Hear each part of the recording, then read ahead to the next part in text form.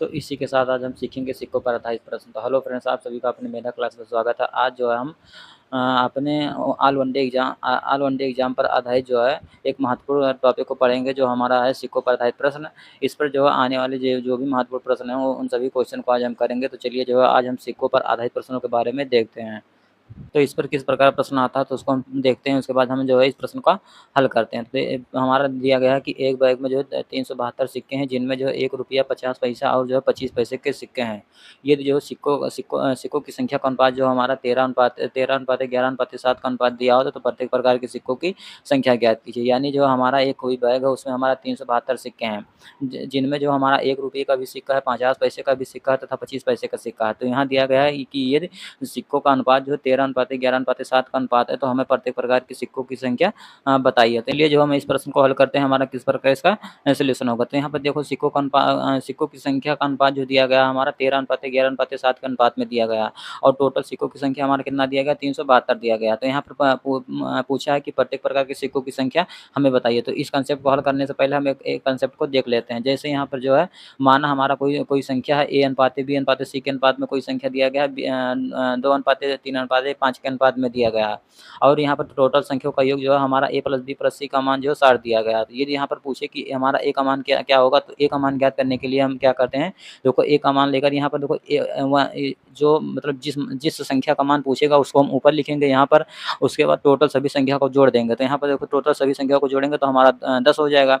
उसके बाद देखो सभी संख्याओं को जो योग दिया गया है उसको हम गुणा कर देंगे, तो हमारा जो है A का मान ज्ञात हो जाएगा। तो यहाँ पर देखो 2/10 गुणे 60 है, तो 10 शून्य से शून्य कट जाएगा, तो यहाँ पर 2 चंग 12 हो जाएगा, यानी A का मान कितना हो गया हमारा 12।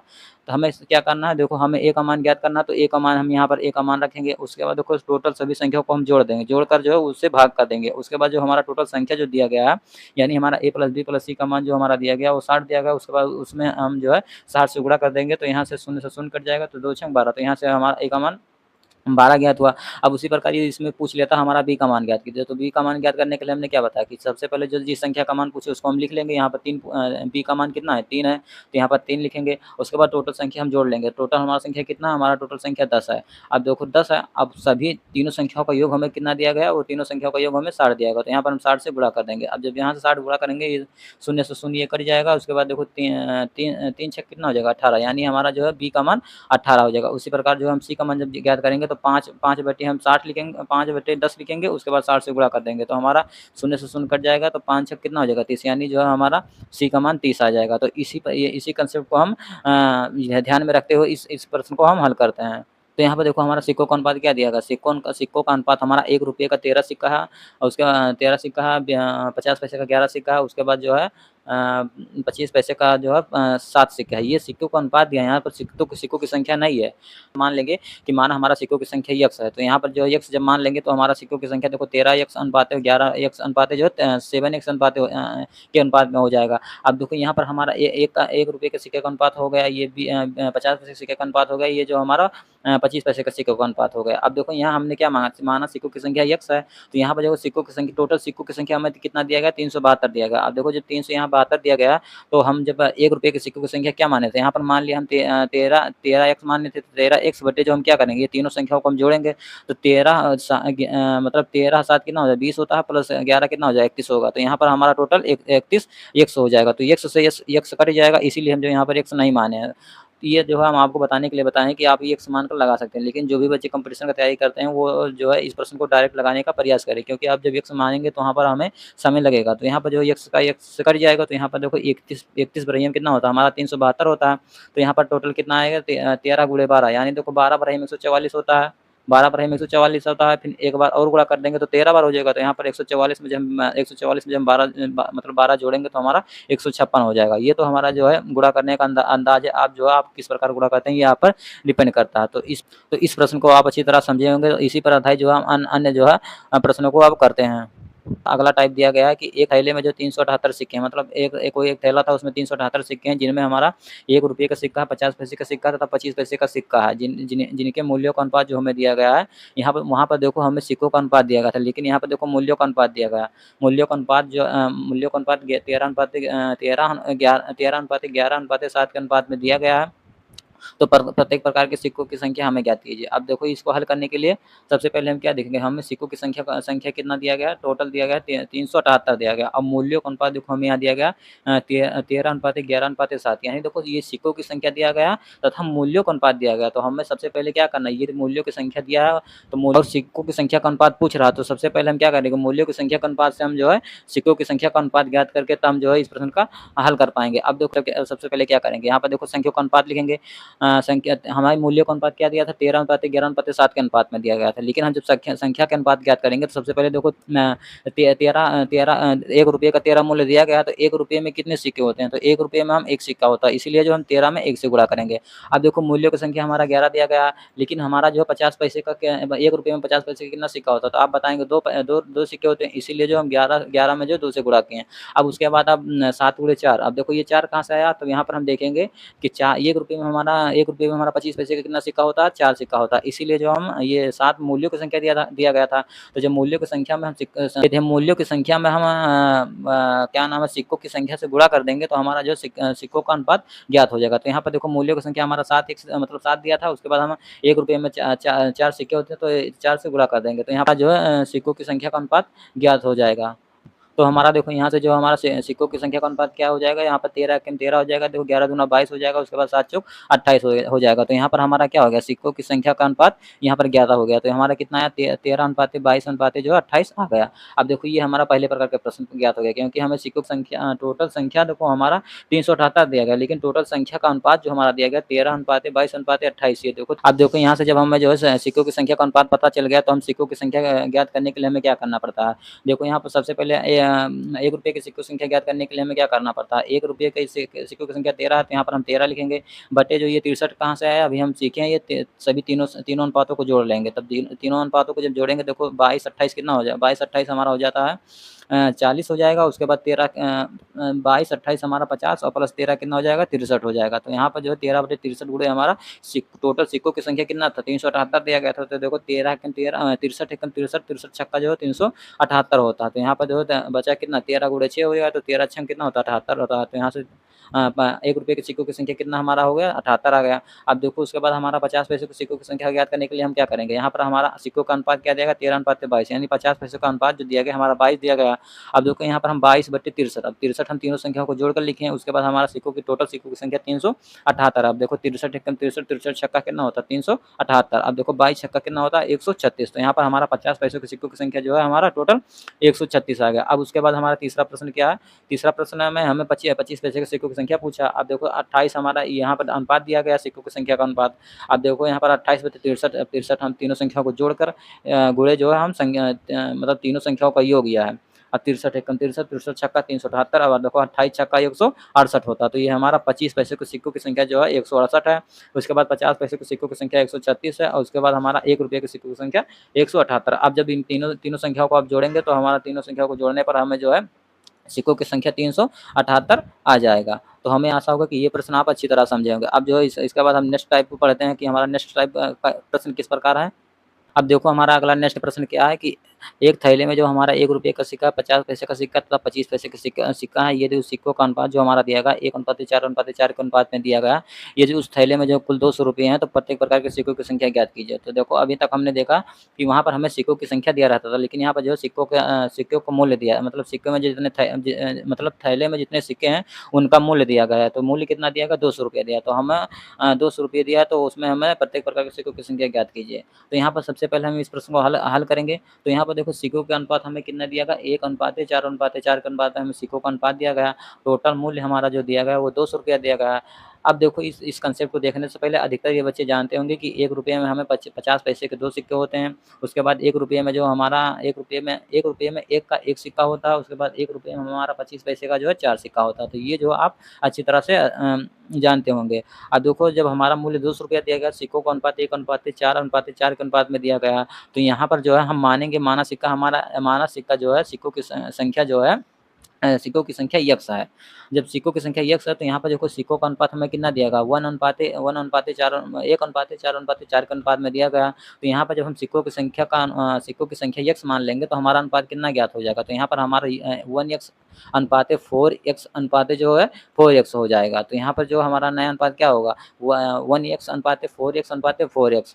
तो यहाँ पर सिक्कों का अनुपात यह ज्ञात हो गया। अब देखो ये हमें मूल्यों की संख्या कितना दिया गया 200 रुपया। तो यहाँ पर देखो ₹1 का एक सिक्का यहाँ पर हम माने हैं कि 1x है, तो यहाँ पर हमारा 1x है। अब देखो ₹1 में हमारा ₹1 में ₹1 का कितना सिक्का होता है, तो 1 होता है, इसीलिए हम यहाँ पर जो है 1x में जब हम 1 से भाग करेंगे तो हमारा जो है मूल्य ज्ञात हो जाएगा।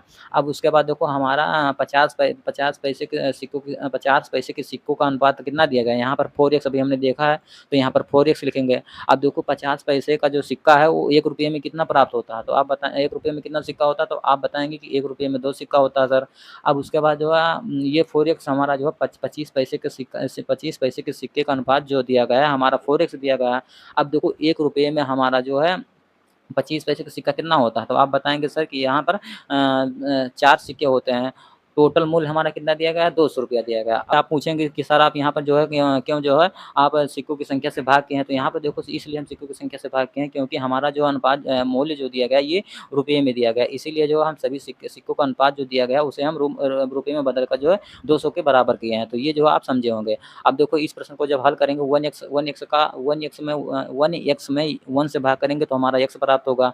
अब देखो 4x/2 कितना हो जाएगा, 2 से 2 एकम 2 दूना 4 हो जाएगा, तो यहाँ पर हमारा 2x होगा। उसके बाद प्लस जो है यहाँ पर 4x/4 कितना हो जाएगा, यहाँ पर x हो जाएगा। टोटल योग हमारा दिया गया टोटल मूल्यों की संख्या हमें दिया गया ₹200 दिया गया। अब देखो इन तीनों संख्याओं को जब हम जोड़ेंगे तो हमारा कितना प्राप्त होगा, यहाँ पर 4x बराबर जो है 200 हो जाएगा। अब यहाँ पर जो है 4 से 200 काटेंगे तो कितना हो जाएगा, 4 एकम 4, 4 पंचे 20, यानी x का मान जो हमारा 50 प्राप्त हो जाएगा। तो यहाँ पर जो है हमारा ₹1 का सिक्का कितना होगा, 50 होगा।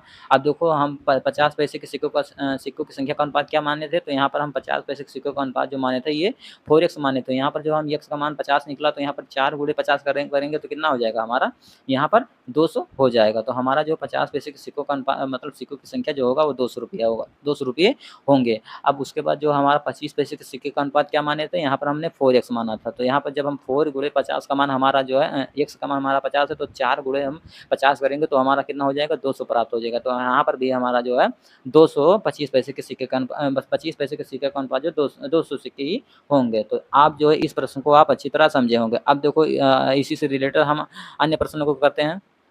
अब देखो हमारा नेक्स्ट प्रश्न क्या है। अब नेक्स्ट प्रश्न में दिया गया है कि एक पर्स में हमारा ₹1 50 पैसे तथा 10 पैसे के सिक्के के रूप में जो सिक्के हैं तथा सिक्के का अनुपात जो हमारा दिया गया है वो 6:9:10 के अनुपात में दिया गया है। यदि उनका ₹31.5 दिया गया है तो मतलब 10 पैसे के सिक्कों की संख्या बताइए। यानी जो है एक पर्स में जो है ₹1 50 10 पैसे के सिक्के हैं। यदि उन सिक्कों का जो मूल्य है वो सिक्कों की संख्या का अनुपात जो दिया गया है वो हमारा 6:9:10 के अनुपात में दिया गया है। और उन सभी सिक्कों का जो सिक्के हैं उनका जब योग किया जाता है, सभी सिक्कों का योग किया जाता है तो हमारा ₹34.5 प्राप्त होते हैं। तो यहाँ पे पूछा है कि 10 पैसे के सिक्कों की संख्या आप बताइए। तो यहाँ पर देखो सिक्कों की संख्या ज्ञात करने के लिए हमने क्या सीखा। सबसे पहले सिक्कों का अनुपात हम देखेंगे, सिक्कों का अनुपात हमारा कितना दिया गया 6:9:10 के अनुपात में दिया गया। तो यहाँ पर सिक्कों की संख्या ज्ञात करने के लिए हमने माना क्या, सिक्कों की संख्या माना यक्स है। तो अब देखो जब हमने सिक्कों की संख्या माना यक्स है तो यहाँ पर सिक्कों का अनुपात क्या दिया गया 6:9:यक्स। तो यहाँ पर जो हमारा नया अनुपात क्या ज्ञात होगा 6:9 अनुपात जो है 10 यक्स होगा। तो यहाँ पर जो है सिक्कों का अनुपात जो होगा 6x अनुपात संख्या का अनुपात जो हमारा कितना ज्ञात होगा 6x अनुपात 9x अनुपात 10x होगा। अब देखो यहाँ पे देखो मूल्यों का योग कितना दिया गया 34.5 दिया गया। यहाँ पे सिक्कों का अनुपात दिया गया। ये तो सिक्कों के अनुपात में हम सिक्कों की संख्या से भाग कर देंगे तो हमें मूल्य ज्ञात हो जाता। तो यहाँ पर सिक्कों के 50 पैसे के मतलब ₹1 के सिक्कों के अनुपात कितना दिया गया, यहाँ पर 6x दिया गया। अब देखो ₹1 में हमारा ₹1 में 1 का सिक्का कितना होता है 1 होता है, इसीलिए हम यहाँ से एक मतलब 1 से भाग किए हैं। अब देखो उसके बाद हमारा यहाँ पर 50 पैसे के सिक्के का अनुपात जो दिया गया हमारा 9x दिया गया। तो यहाँ से 9x में हम 2 से भाग करेंगे क्योंकि ₹1 में हमारा 50 पैसे का 2 सिक्का होता है, तो यहाँ से 2 से भाग करेंगे। अब देखो उसके बाद हमारा यहाँ पर अब 10 पैसे का 10 पैसे के सिक्के का अनुपात कितना दिया गया, यहाँ पर 10x दिया गया। अब देखो ₹1 में 10 पैसे का कितना सिक्का होता है, तो यहाँ पर आप बताएँगे कि 10 सिक्का होता है, तो इसीलिए हम यहाँ से 10 से भाग करेंगे। अब देखो जब इससे सिक्कों की संख्या में जो है संख्या के अनुपात में हम सिक्कों की संख्या से भाग करेंगे तो हमें मूल्य प्राप्त होगा। तो मूल्य हमारा कितना दिया गया पहले से?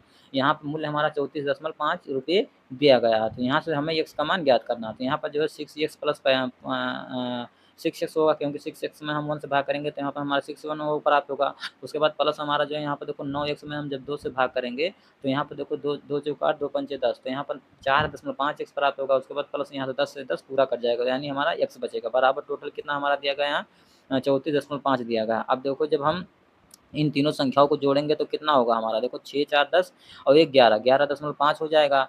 देखो 11.5 हो जाएगा इधर, और उसके बाद इधर क्या हमारा क्या प्राप्त होगा, पहले से क्या है 34.5 है। अब देखो हमें जब दशमलव हटाने के लिए हमें क्या करना पड़ेगा, क्योंकि यहाँ पर भी दशमलव के बाद एक शून्य है, यहाँ पर दशमलव के बाद एक अंक है, यहाँ पर भी दशमलव के बाद एक अंक है, दोनों तरफ से हमें, इसीलिए हम यदि एक अंक के बाद दशमलव है तो यहाँ से हम 10 से जो है दोनों तरफ गुणा कर देंगे तो यहाँ से हमारा दशमलव जो है हट जाएगा। अब देखो जब हमारा दशमलव हट जाएगा तो यहाँ पर हमारा जो है 115 x बराबर जो है 345 आ जाएगा। यहाँ से जब हम x का मान ज्ञात करेंगे तो 115 तीन यहाँ कितना होता है 345, तो यहाँ से x का मान हमारा जो होगा वो 3 आ जाएगा।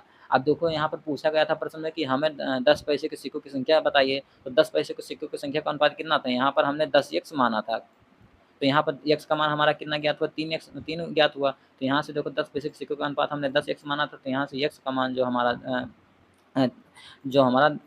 x का मान है 3, तो 10 गुणे 3 कितना हो जाएगा 30 हो जाएगा। तो यानी जो हमारा 10 पैसे के सिक्के का अनुपात 30 हो जाएगा। उसी प्रकार ये हमारा जो है 1 रुपये के सिक्के का अनुपात पूछेगा तो क्षेत्रिक कितना हो जाएगा 18, क्योंकि 6x अनुपात माने थे 1 रुपये का, तो यहाँ से 6 गुणे 3 हो जाएगा। तो यहाँ पर x का मान जो हमारा 18 ज्ञात हो जाएगा। तो हमें आशा होगा कि ये भी प्रश्न आप अच्छी तरह से सीखे होंगे। अब देखो सिक्कों पर आधारित प्रश्न जो भी हमारे ऑल वनडे एग्जाम में, जैसे आरआरबी, एएलपी, टेक्नीशियन, आरपीएफएसआई, यूपीपी तथा कांस्टेबल, जो भी एग्जाम ऑल वनडे एग्जाम में होते हैं उन सभी एग्जामों के लिए ये जो है कंसेप्ट बहुत ही महत्वपूर्ण है। और सिक्कों पर आधारित जितने भी टाइप बनते थे उन सभी टाइप को हमने अच्छी तरह से समझे तथा उन सभी प्रश्नों को विस्तार से किए। इसी के साथ जो है हम धमाकेदार वीडियो लाते रहेंगे। यदि यह वीडियो जो है आपको पसंद आया तो अपने दोस्तों के साथ शेयर करिएगा तथा लाइक एवं कमेंट करिएगा। मिलेंगे नेक्स्ट वीडियो में। जय हिंद, जय भारत दोस्तों।